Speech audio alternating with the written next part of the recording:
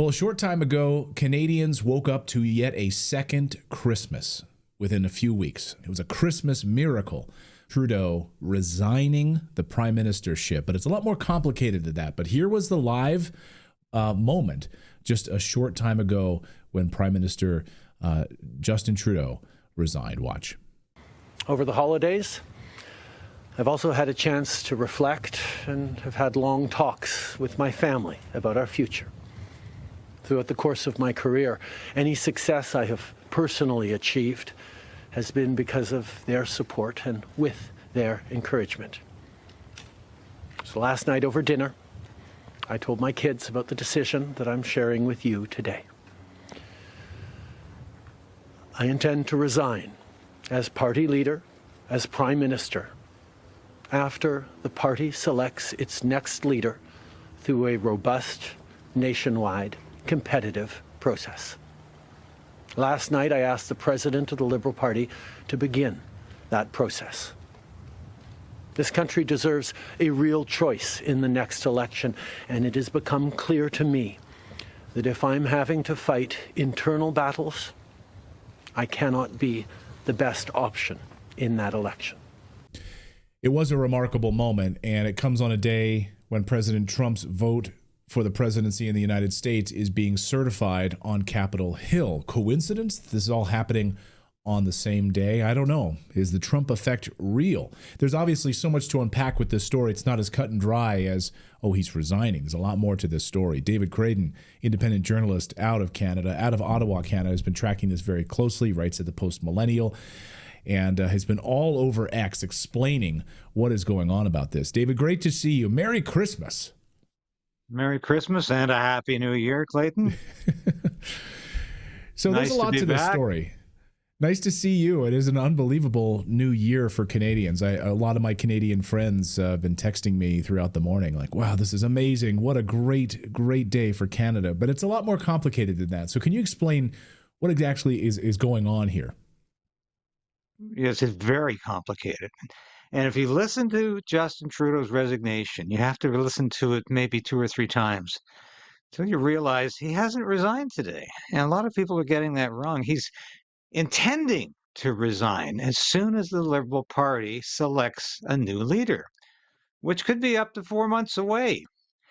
And he's going to remain as prime minister, at least as an interim prime minister, until a new leader of the Liberal Party becomes prime minister. But a lot of people are saying Justin Trudeau's gone as of today. Well, he's indicated he intends to go, but you really have to read the fine print in this resignation speech to discover that it's not happening today. And he's certainly given himself some room for maneuverability here. And, Natalie's always joking that I can never say anything good about Justin Trudeau. Well, perhaps I can today. He's certainly giving himself room to move in many directions in the next 4 months. And I don't trust Justin Trudeau to do the right thing. He's very slippery, and this might be just a new incarnation. But the concerning thing here, Clayton, is that in addition to saying he's going to resign, and okay, I'll give him that. Maybe he will resign if the Liberals have a leadership convention and if they select a new leader. But he's prorogued Parliament, and for those who don't know what that means, is he suspended Parliament, sent everybody home. Actually, the Governor General of Canada did. The Queen's or the King's representative, excuse me, I'm still thinking of the Elizabethan age.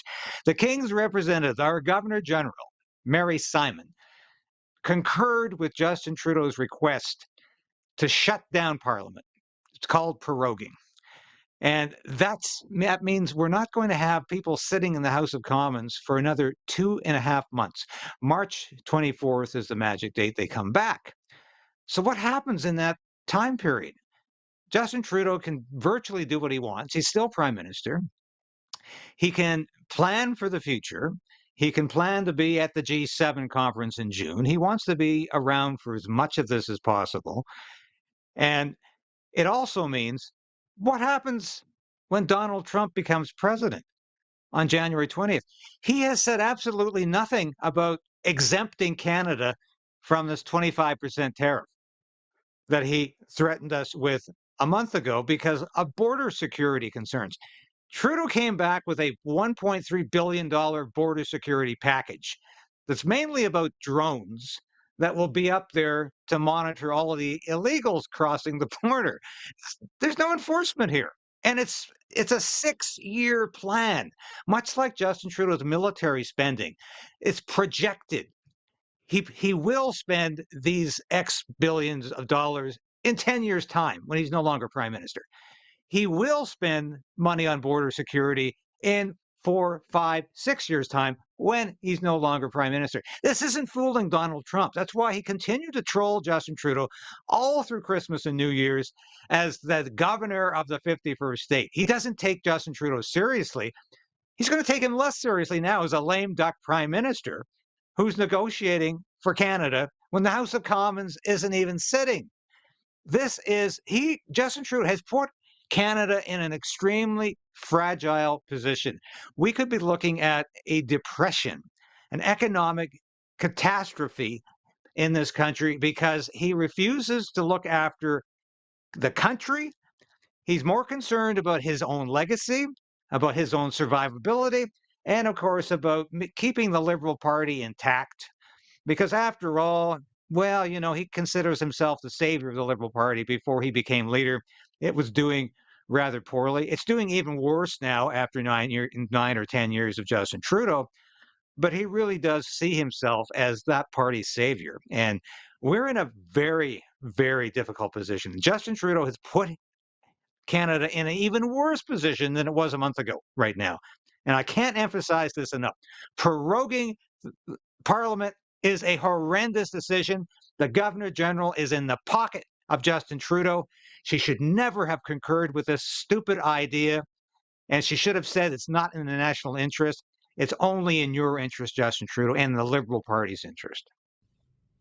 So then Canadians have to deal with Justin Trudeau's policies, with him sort of sidestepping Parliament. And a lot of these similar things are happening right now in the United States. Joe Biden, on his way out of office, pushing a whole bunch of agenda items that will basically hamstring President Trump when he comes into office, stopping drilling in upwards of 650 different locations all up across the east coast of the United States, oil drilling that'll ban that from happening, so Trump won't be able to do that. So sort of putting all of these policies in place that down the line will show up and really affect Canadians many, many years from now. Is that what's happening? Well, that's precisely what's happening. And we are in a position where we should have had a non-confidence vote on January 26th, 27th, 28th, when the House was supposed to come back after the Christmas recess. Now, that was still too late because Donald Trump becomes president in 2 weeks' time, precisely 2 weeks' time today, January 20th. The House of Commons should have been back prepared for that, to ensure that we had a border security plan that was sufficient to avoid the 25% tariff, which is going to be catastrophic for Canada. But because Trudeau prorogued Parliament, we have no opportunity to have a non-confidence vote against the Trudeau government. We have no opportunity to bring down this government now until March at the very, very earliest. And this is the predicament he's put us in because Pierre Poilievre, the Conservative leader, had a very astute plan worked out to introduce a non-confidence motion today at the committee stage, which could then be transferred to Parliament when it resumed sitting later this month. That's all gone to hell because there will be no Parliament sitting at the end of the month. There will be no opportunity for a non-confidence motion to be voted on. And we're looking now at late March for the earliest possibility of bringing this government down. I would still hope that's an option. Because I want Justin Trudeau to so-called lead his party in the next election so he gets the shellacking he deserves. He wants to leave politics undefeated. If there's any motivation here, if he really intends to resign, it's only because he wants to leave the public stage undefeated. Like he's the guy that brought the Liberal Party back from the abyss, and he retired undefeated. He was never defeated by Pierre Poilievre of the Conservatives. And that's what this is all about. Unfortunately, in the interim, Canada is going to go through horribly cataclysmic times. I mean, it's basically Canada has no government at the moment. President Trump comes in, puts in place tariffs, border policies that are going to close the United States borders, and then Canada doesn't have anybody there to respond. It's really shocking. Well, it is because, as I said, Donald Trump does not take Justin Trudeau seriously. He didn't take him seriously when he was still a prime minister who hadn't decided about his future. Now that he says, I'm going to resign, he's a lame duck. He's a Joe Biden of Canada now. And why would Donald Trump take this man seriously? And or any of the non-entities who are lining up to take his place? That's the other piece of the scenario that people aren't considering in to a larger degree. There's nobody out there who really has the gravitas, the stature to somehow become an equal partner with Donald Trump to negotiate. Don't tell me Mark Carney, the former governor of the Bank of England and the Bank of Canada, and who spent the last 4 years as the UN goodwill ambassador for climate change, is going to impress Donald Trump. I'm sorry. He's going to see this guy as another clown in the clown show, another clown in the circus that our parliament has become in Canada. I don't think for a minute this is going to impress Donald Trump. We needed a new election. We needed it soon. And as far as I'm concerned, I think Donald Trump would take Pierre Poilievre seriously because he would win if an election were held today, an overwhelming majority with close to 50% of the vote in a four-party system, which would be phenomenal. So that's what we needed to have happen in order for Canada to survive in any kind of negotiations with Donald Trump's America First USA, which Pierre Poilievre understands. He wants Canada First to meet with US America First as equal partners across the border and saying, how can we resolve our differences to each other's mutual satisfaction? How can Canada improve its border security so it's better for not only the United States, but for Canadians? We were on the verge of achieving that. Justin Trudeau continues to fiddle like Nero. So I'm just wrestling with what this looks like for Canada over the next 3 months. But before I get there, David, I just have to ask you. We talk a lot of people saying this is the Trump effect here in Canada. That this is clearly Trump's. I would say the Trump effect in the United States. The populist sort of uprising against these liberal policies. Is that what happened in Canada? Has the Trump effect really brought down Justin Trudeau, or was it his own doing? Well, probably both, because the momentum for Poilievre preceded the election of Donald Trump. I certainly think the election of Donald Trump accelerated the idea in Canada we could have some kind of political justice again, that we did not have to abide Justin Trudeau for another 4 years or 5 years or whatever, however much time he intends upon staying. So it certainly did make a difference. There is a feeling again that the average voter was empowered. I think that's what that election represented to the Canadians. Those people who participated in the Freedom Convoy, those truckers who said no to Justin Trudeau. I think the election of Donald Trump was an inspiration to people like that who are willing to put their careers on the line to fight for freedom, to fight against political authority, to fight against mandates and the totalitarian edge of this Trudeau government. That was certainly an inspiration, what happened to Donald Trump. And certainly, I think Trump helped push Trudeau out with his completely dismissive attitude, which is what Trudeau deserved. Trudeau thought things were going to be just fine. I can deal with Donald Trump. No, he proved utterly incapable of dealing with Donald Trump. He rushes down to Mar-a-Lago to have a tete-a-tete with the president, to have Thanksgiving dinner with him, and of course, he's back home within 24 hours, and Trump is again putting that information out on social media about him being a governor of the 51st state. So the visit was a completely ineffectual one. And so I think that helped make up Justin Trudeau's mind that his political future as long as Donald Trump was president, was extremely limited. And he really could not speak for the country, with 75% of Canadians saying they want him out. But here's my concern, Clayton.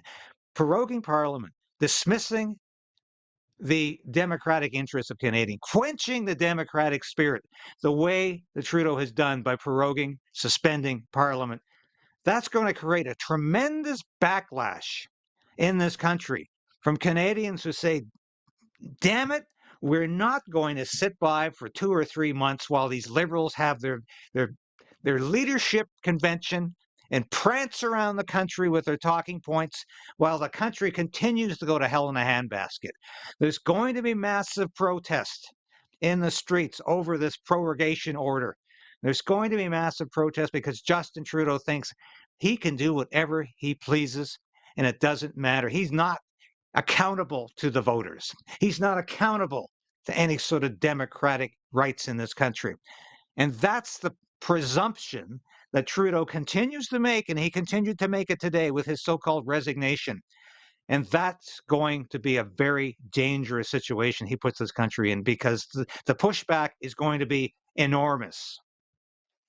Will those protests work? Is there anything that can happen to stop this? We're having to wait till March?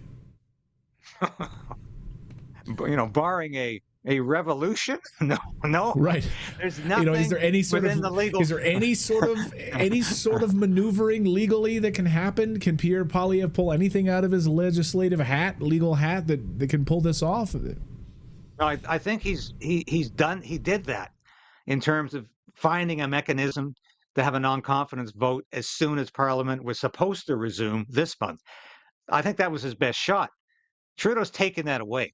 And in terms of the legal framework, there's very little that can be done at this point to override a decision made by the Prime Minister and approved by the Governor General. The Governor General might be she's the head of state, despite this being a purely formal position without really having real authority. She does have some degree of authority. The Governor General is the head of state.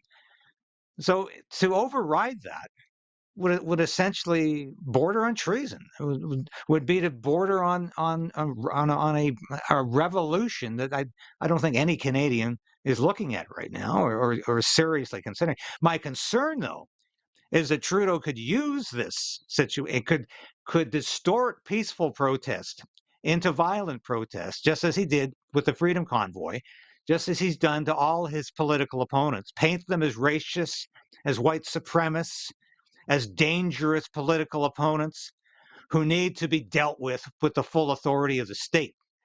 So we see this happening in the U.S. right now with, again, the Department of Homeland Security coming down heavy on people, the FBI coming down heavy. Trudeau could try the same thing in this country by distorting protests in opposition to him and using it as an excuse to prolong his own power and to perhaps postpone an election for however long. Again, imposing emergency powers, as he did through the Emergencies Act in 2021. Could he do it again? Well, of course he could.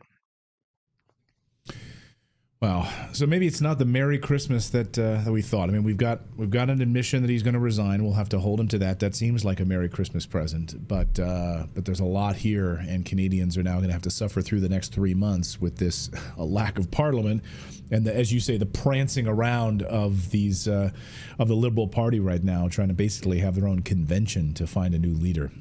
Unbelievable. David, thank you for educating all of us on this. I'm sure many Canadians learned a lot about this process as well as did a lot of Americans, and this sort of cross-border international sort of crisis that's unfolding right now in Canada. David, great to see you as always. Thanks so much. Thank you so much, Clayton, and Happy New Year again.